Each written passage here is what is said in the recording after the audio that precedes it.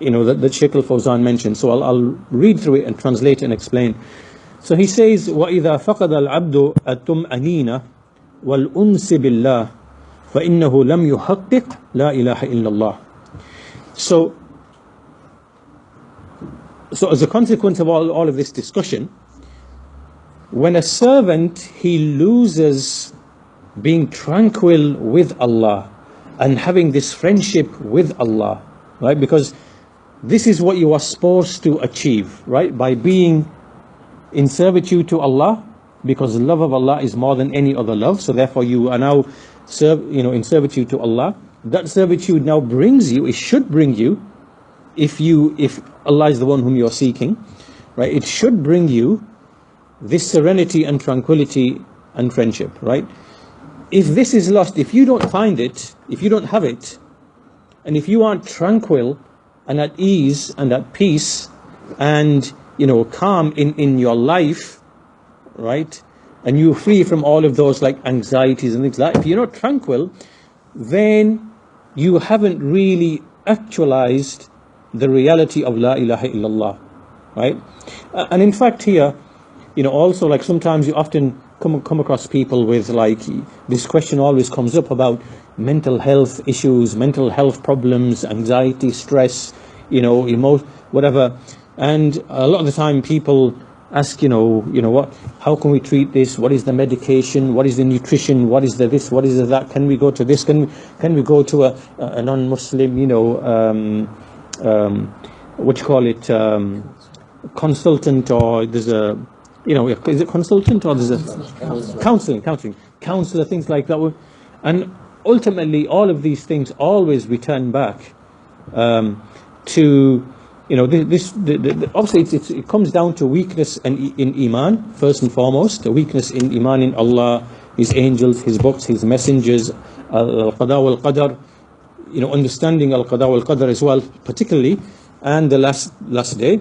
There's a weakness in that knowledge there, because that firm foundation of Iman will make sure that when a believer, he encounters like trauma, like an emotional trauma or a difficult situation in his life, then that strong Iman should allow him to correctly frame and understand that particular trauma, right, and to see it in the right way, right? And the reason why mental illness arises is because that trauma or that shock or that experience that person has, it's wrongly framed in his mind, right? And he's unable to resolve it and think it through and resolve it, and for it to pass through his mind as something that's been resolved, right?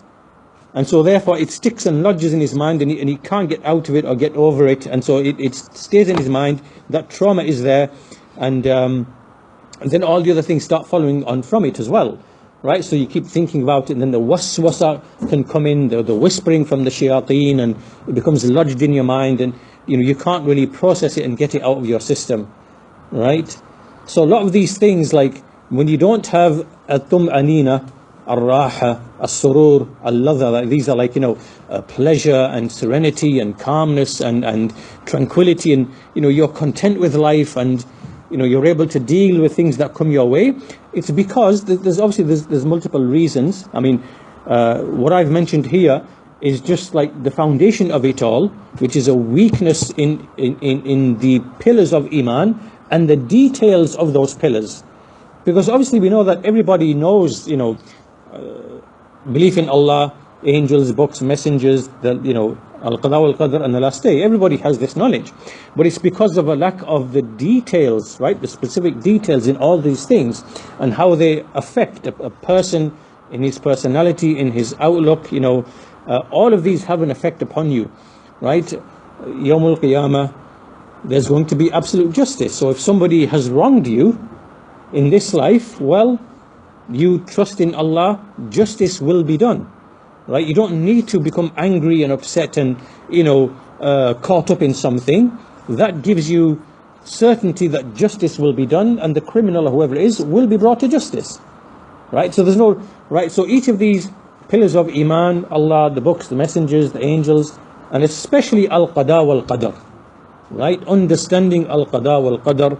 This is one of the very important things to understand that helps, with these types of things. So the point being that if you do not have tranquility, happiness, you're just miserable and unhappy and stress, anxiety, this, that, whatever, it's often because you've encountered certain things in your life, stressful things, trauma, emotional trauma, loss or whatever, and you've not responded to it in the right way upon firm iman in Allah Azza wa Jal, and that's kind of lodged itself somewhere in your heart, in your mind, and it's not being taken out, right? And the way that it's taken out is by these kind of issues, by iman, tawakkul, reliance, thinking it through, resolving it, framing it in the right way, and obviously counseling is part and parcel of this. You seek counseling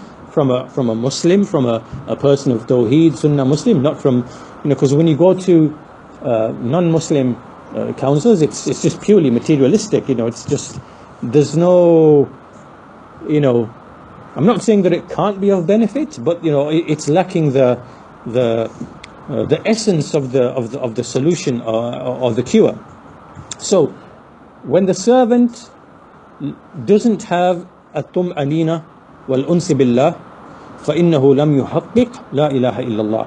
When the servant does not have tranquility and happiness, then he has not actualized La ilaha illallah, meaning there's some deficiency there. Then he says, لِأَنَّ مَعْنَى لَا إِلَهَ إِلَّا اللَّهِ, because the meaning of La ilaha illallah is لا معبود بحق إلا الله سبحانه وتعالى. There is no deity worshipped in truth except Allah subhanahu wa ta'ala. Right? There is nothing that is worshipped in truth except Allah subhanahu wa ta'ala. And the meaning of ilah, what is the meaning of a deity, ilah? Its meaning is al-mahbub. Al-mahbub. We've already covered this before, right? We said al-mahabba is the foundation of worship. And the word ilah, what is the meaning of ilah? Ilah is al-ma'bud, the one worshipped, al-mahbub, the one who is loved. You only worship the one who is loved. And Allah, al-ilah, ilah, is one who is mahbub, the one who is loved, right? So worshipping Allah is that, as he says, وَعِبَادَةُ اللَّهِ هي التي يحصل بها الطمأنينة والراحة واللذة والسرور والصبر والاحتساب والثبات. Worshipping Allah is that by which tranquility, ease, like al-ladha, which means like delight, you taste the deliciousness of it, as-surur, happiness, as-sabr, patience, al-ihtisab, where you're able to anticipate reward, right? Al-thabat, firmness, right? All these things are acquired by way of the worship of Allah. وَمَعْنَى لَا إِلَهَ إِلَّا اللَّهِ لَا مَعْبُودْ بِحَقٍّ إِلَّا اللَّهِ. So the meaning of La ilaha illallah is that nothing is worshipped in truth except Allah. In other words, only the worship of Allah